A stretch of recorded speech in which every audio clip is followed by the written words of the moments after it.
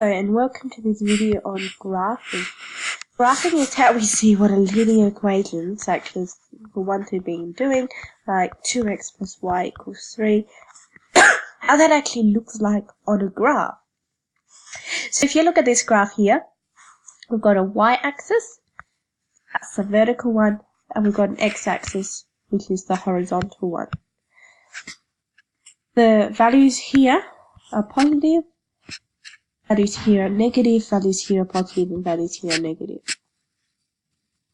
If we're trying to now plot a point, and say we're trying to plot the point 2, 3, what that means is that the x value is 2, and the y value is 3. So we'd go 2 steps along here, and normally we'd have this on graph paper, so it'd be very easy to work out, but let's just put in our steps. So we'd go 2 steps along here, plot x value of 2 and 3 steps on the y, so that's 3 there and that's 2 there. So plotting the point 2, 3 will be there. And that's how we plot a point on our Cartesian plane. But we're not really interested in plotting points as much as plotting lines. And so when we plot a line, one way that makes it quite easy to plot a line is something called slope-intercept form. And something you'll hear quite a bit. You might hear slope intercept, you might hear gradient intercept form. It means the same thing. So slope intercept form, and this is something you could put in your glossary. Slope intercept form is something of the form y equals mx plus c.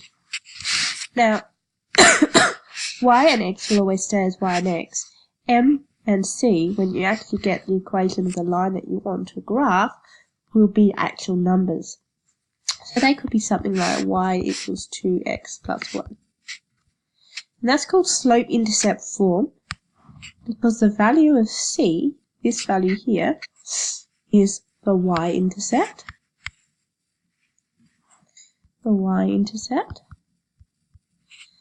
And the value of M here is the slope. So we've got slope-intercept form. The y-intercept, as the name sort of suggests, is where the line intersects the y-axis. So remember, this is our y-axis. In this case, because our y-intercept is 1, that means that our line must cut through the y-axis at 1, right there. Now the slope is not as easy as that, but it's quite simple. The slope equals rise over run. Another good thing to write down. Or you could say that as the change in the vertical. If I'm going to run over in here, divided by the change in the horizontal. So, if we've got a slope of 2, your slope really equals 2 over 1. Which means for every 1 step you take across, you go 2 steps up. Alright?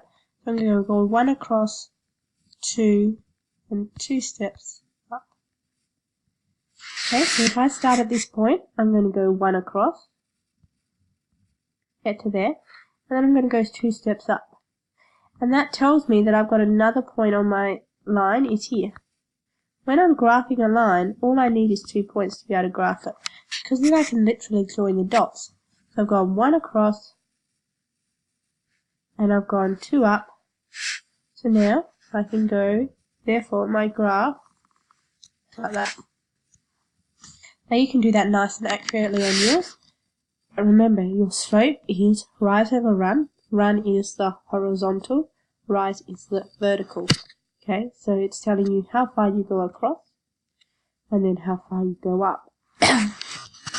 Let's do another example of that, where the equation might not be set up quite as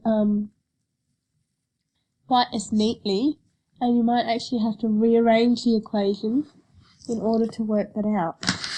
So if I just clear this from here, Say we had the graph y equals 4y equals 3x take 3. Then the first thing you've got to say is it in y equals mx plus c form? It's very close to being in y equals mx plus c form, but there is a number other than 1 in front of the y. So that means it's not quite. So we have to just get it in that. And if you're thinking about that, it means we need to have y on its own. How do we do that? Well, we just divide it by 4. So we're going to go 4y over 4 equals 3x take 3 over 4. Now make sure you divide everything on this side by 4, otherwise it's not going to work out. So it's going to be y equals, then we can split this up, 3x on 4 take 3 on 4. So now we know that our y-intercept equals negative 3 on 4, and our slope is 3 on 4. So now when I graph this, I'm going to go and put my lines in, and I'm going to go, okay, I'm going to go my intercept, so I first have to make sure that my graph is actually labelled on here, so that your axis is labelled, as we've talked about before. You have to make sure your axis is labelled and the scale is even. It's probably a little bit neater than this, but 1, 2, 3, negative 1, negative 2, negative 3. You don't even have to put all those points, you could just put that. That 1 corresponds to that, so I'm just going to put a 1 there and a negative 1 there. So yeah, do yours next. So then we're going to plot the y-intercept of negative 3 over 4. So this is the negative y values down here. These are negative y values. So negative 3 on 4 is going to be pretty close to negative 1. It's going to be there. And then our slope is 3 over 4. So that means for every 4 across, we go 3 up. So let's go 4 across. Starting at 0, let's go all the way across. 4 across. Then 3 up. So obviously 1 up is going to go to a quarter. And then 2 up is going to go to 1 1/4. 3 up is going to go to 2 1/4. So it's going to be up there. Alright, and we do expect that to be pretty accurate.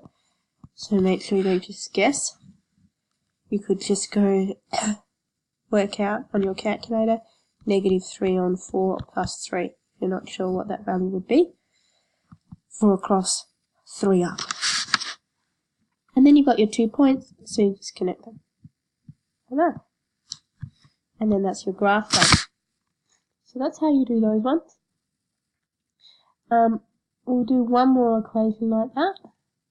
Then you're probably set to do the first worksheet. So it's negative 5x plus 2y equals 6. Again, we go, is it in the form y equals mx plus c? No, it's not. Let's rearrange it. So we want to get rid of 5x from this side of the equation. To do that, let's take 5x. We're going to add it, so we're going to negative 5x plus 5x plus 2y equals 6 plus 5x. And then we go 2y equals 6 plus 5x, because negative 5x plus 5x is 0. Then we divide by 2 again, so we can put that in there if you want to, divide by 2.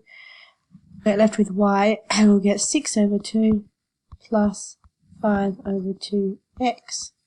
6 over 2 is just 3, plus 5 over 2x. So just don't be tricked because these two are written in the opposite way around.